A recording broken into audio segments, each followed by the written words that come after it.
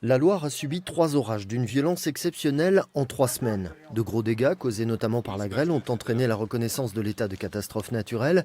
2 de ces orages, avec plus de 10 000 impacts d'éclairs, ont été classés supercellulaires par Kéronos, l'Observatoire français des orages violents. Julien Malaval est animateur du site Facebook Météo 42, qui compte 13 000 abonnés. Il suit de très près tous ces événements climatiques.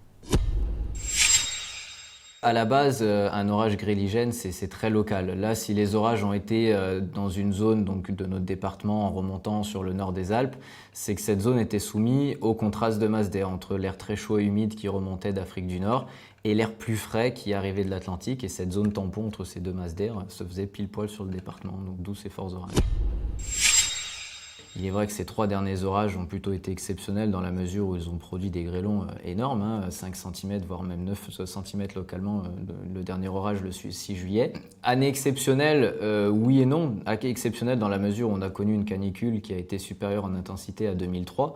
Et sans cette canicule, on aurait eu certes des orages, mais peut-être potentiellement moins violents.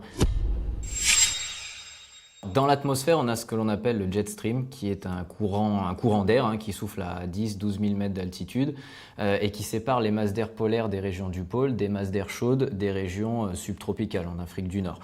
Et là, on a eu un ralentissement de ce jet stream et donc au lieu de souffler d'ouest en est, il a plus soufflé du nord au sud et du sud au nord. C'est ce qu'on appelle des échanges méridiens.